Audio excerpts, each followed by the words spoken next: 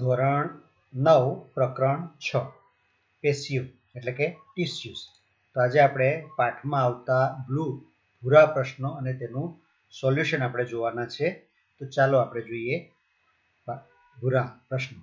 પેશી એટલે શું?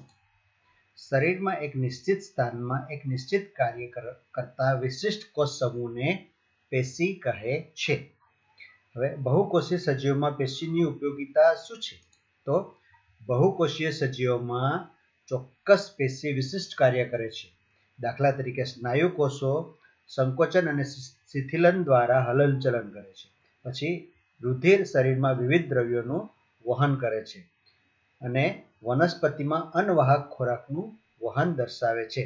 આમ બહુકોષીય સજીવોમાં પેશીઓની ઉપયોગિતા શ્રમ વિભાજન દ્વારા કાર્યક્ષમતા વધારવાની છે. સરળ પેશીઓના પ્રકારોના નામ આપો. તો સરળ પેશીઓના 3 પ્રકારો છે. તો કઈ કઈ છે? મૃદુતક, સ્થૂલકોણક અને દ્રઢોતક. હવે અગ્રસ્થ વર્ધનશીલ પેશી ક્યાં જોવા મળે છે? તો અગ્રસ્થ વર્ધનશીલ પેશી મૂળની ટોચ અને પ્રકાંડની ટોચમાં મળી આવે છે.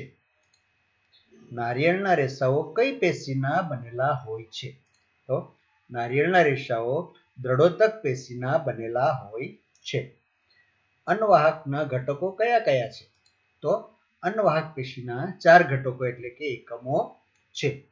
ચાલની નલિકા, સાથી કોષ, અન્નવાહક મૃદુતક અને અન્નવાહક તંતુઓ એ અન્નવાહક ઘટકો છે.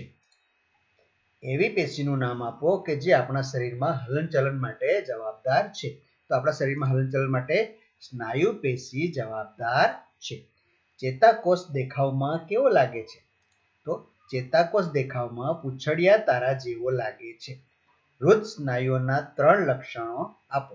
તો વૃદ્ધ સ્નાયુઓ પેશીના 3 લક્ષણો. તે અનૈચ્છિક સ્નાયુ પેશી છે. સ્નાયુ તંતુ નળાકાર, શાખિત અને એક કોષીય કેન્દ્રી છે. તે જીવન પર્યંત લયબદ્ધ અને સંકોચન શિથિલન કરે છે. જો મિત્રો તમે પહેલી વાર આ વિડીયો જોઈ રહ્યા છે ને, તો નીચે સબસ્ક્રાઇબ જરૂરથી કરી દેશો જેથી તમને ધોરણ 9ના વિજ્ઞાનના દરેક પાઠના સવાલ જવાબ જે બ્લુ પ્રશ્નો છે તે મળી શકે, સાથે ધોરણ 10ના મળી શકશે. અને તમે તમારા જો મિત્રો કે તમારા નાના ભાઈ બહેનો છે તો એ ધોરણ 3 થી ધોરણ 8 સુધીના ગણિત અને વિજ્ઞાનના પ્રશ્નોના જવાબ પણ તમે જોઈ શકશો. બરાબર છે?